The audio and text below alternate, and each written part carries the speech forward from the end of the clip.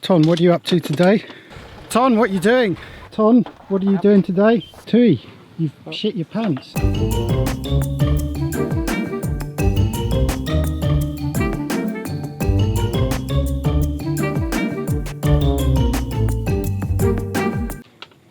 So Ton, what are you up to today? Yeah. Yeah? Great, okay, thanks for that information. So you can see here the honeycomb over there, 2 sheets stitched together with the epoxy glue and a strip of fiberglass. And they are laying it over 3 struts that they made. They came down to the boat and we got the curve right, which is basically 2 vertical bits of ply and 1 horizontal. We bent the horizontal to get the shape right. It was then held into position and they have made a little template, and they have 3 of these struts underneath, which they're then able to lay the honeycomb on top of and start applying sheets of fiberglass on top of that.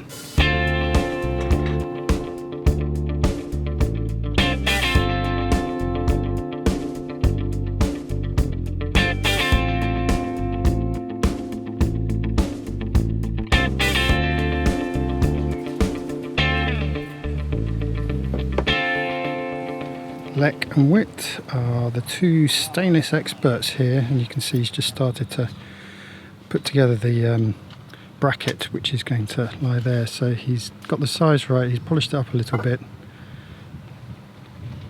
What are you doing, Lek? Holes? Drill holes? Yes. Yep.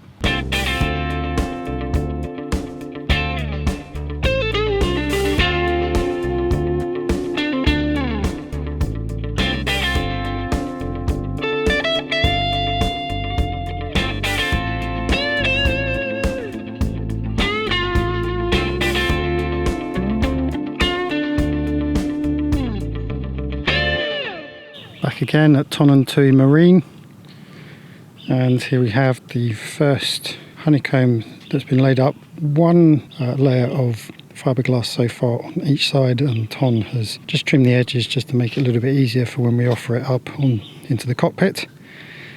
But we think that we'll probably have at least another layer of fiberglass on all sides, and the idea is that Ton is going to route out the shape of the horizontal stainless steel bar. So in order to do that, we need to take it to the boat and work out where that bar is going to end up before he routes it out.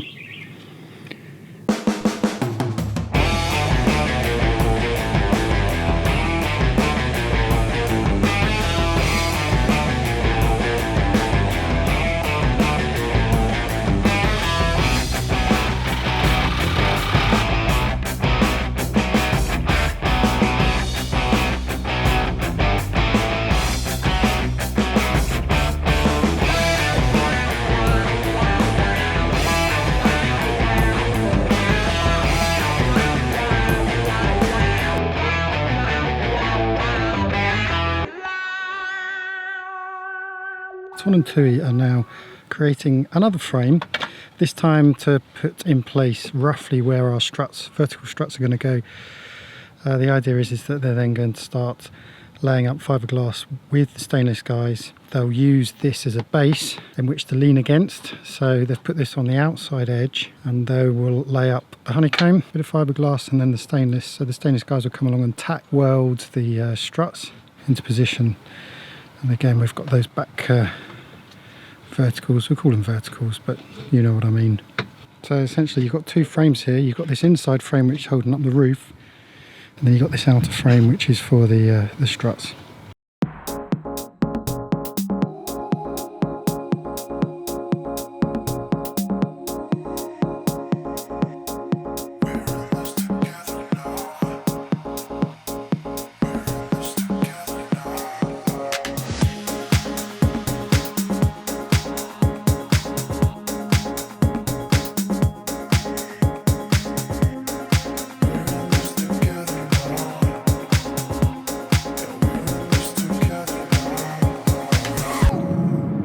So we are now driving down to the border by Satoon. It's quite a long journey. It's going to take about 4 hours, but what takes us 4 hours to go down by road normally takes us 5 days to sail up. Bit of a journey, but it's quite a nice drive. I like driving around Thailand and Malaysia. They're good countries to drive around. Malaysia, I think the road conditions are probably a little better than Thailand, but once you get onto the highways of Thailand, it's pretty efficient. Obviously, you've got to watch out for the local rules, specifically bikes, cars, and little motor scooters that pull out of side roads appear to have right of way. You always have to be aware of what's going on around you. But beautiful countryside, love the countryside. I think that's why I like driving around Thailand and Malaysia. Well, here we are at the border. After 3.5 hour drive, managed to shave 1 hour off the estimated time, which is pretty good going. Roads weren't that busy, to be honest. We're up in the mountains, and this is just on the outskirts of Satun. And there's a checkpoint here on the border of Malaysia. So the idea is we go through, check out Thailand, turn a corner, do a U-turn and come back in and check back into Thailand. So let's see how easy and quickly we can do this. Border control.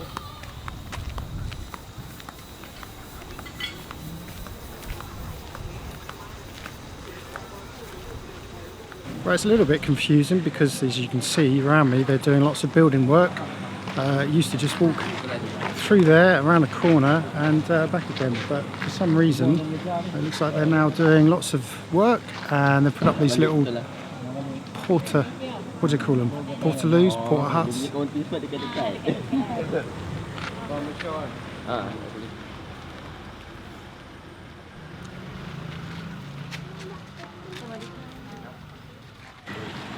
Okay, that's that done. So I had a little letter given to me by immigration in Krabi to explain that I am exiting the country as a tourist and not as a skipper.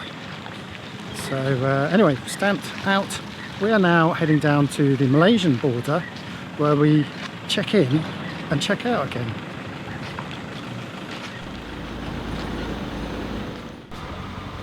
That is it. That is literally it. You missed that bit. Just down to that counter there and check into Malaysia, take 2 steps to the right and you check out of Malaysia. So now we walk back up to the Portaloo and we check into Thailand as tourists. It's as simple as that. What are you doing, Liz? I'm filling in the arrival card, which is something you have to do in most countries. Important in Thailand because you fill it in and then they clip it into your passport. And if you lose it, it's a real pain in the arse trying to get out. Which I've done before. So, departure card, immigration exit. So that was pretty easy. Go out, come back in, 30-day visa, which we can extend another 30 days, giving us 60 in total. Much easier than coming in with the boat. We don't have to deal with all the harbour master and customs stuff. So here we are, we're back in Thailand.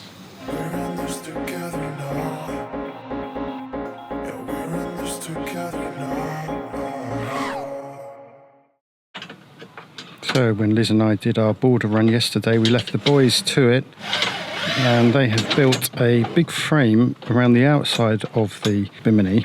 Lek came down and he has tack welded the stainless in position. But in order to make sure it's a straight line, the boys have screwed wood behind there to keep that straight. And slight error in that they have put the stainless on the outside of this lower layer here. I had in my head the idea that this was going to be the upper layer, but they're now having to take apart the bimini completely in order to take this whole frame out. They're going to take this out in one piece so that it maintains its shape.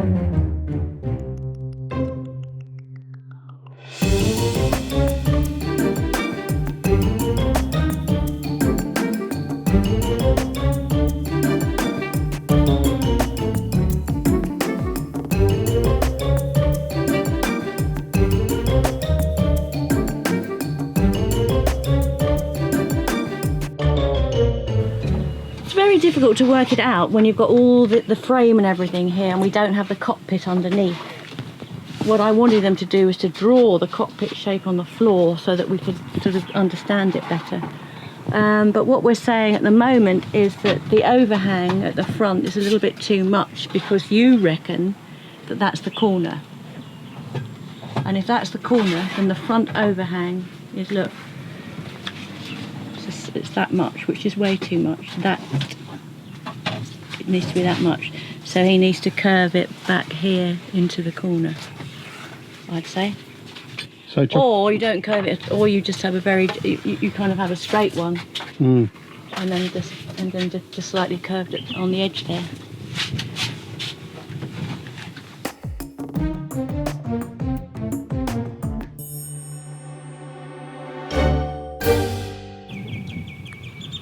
So I'm here with Big Boss, which is Liz's nickname from Ton and Tui, since she's the one that makes the last decision. What do you think, Liz? Well, I was just saying, I like the that thick back strut that's holding it all up, and they've done the curves at the top really nicely. We've still got a problem with those forward GRP stainless struts, because when you look at them from the front, they kind of splay from the bottom up out, and that's just such an odd angle. So I think they'll have to go. So here we are at Ton and Tui Marine, and Tui, you've shit your pants. Ton, what are you doing today? So we've offered up the Dodger onto the boat, and we have lost the front struts now. You can see the old one lying down there. Got rid of that, and the boys are just shaping up the honeycomb. But we're off tomorrow, and we need an idea of what they can and can't do over the next week.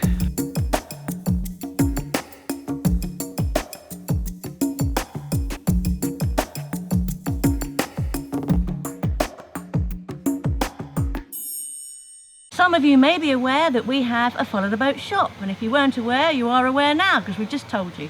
We have t-shirts, hats, mugs and all kinds of other goodies in our shop, and what's really exciting is at the end of this video we're going to explain to you how you can get a discount and get that stuff at an even better price. Oh, exciting. But before we do that, we just wanted to say thank you very much indeed for all of your comments, ideas, suggestions, advice on the whole hard Dodger construction from last week's episode. Yeah, amazing. And in fact, you guys made so much of an impact that we have decided to take aboard some of your advice, and we have changed the design somewhat. We have. But we're going to talk more about that in a special tomorrow. There were so many questions, we've decided to put together a whole extra episode and answer all of your questions. That will come out tomorrow. But just as a little taster, we thought we'd answer one question today, and it's all about semantics. It is indeed, and this question came from Frostbitten and from Ant and Sid, who are patrons of ours. They also have a sailing channel, SV Impervadus, and this is what they say. They say, confused of Hampshire, spray hood covers the companionway but stops the spray. Right. A bimini or sun cover goes over the cockpit and can be hard or soft. An enclosure covers the spray hood to top sides and encloses the spray hood to the gunnels fore, aft, port and starboard. Dodgers are canvas windbreaks fitted to the guardrail, sometimes with craft name or call sign. Is there an international definition that we are missing?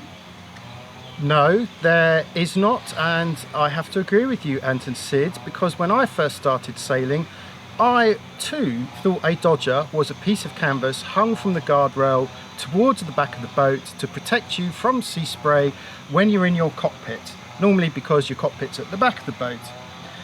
However, having done a bit of research, we have found that Dodger is a kind of catch-all phrase used, and actually if you do a Google image search for hard Dodger, you'll see that almost everything that comes up is pretty much what we're building.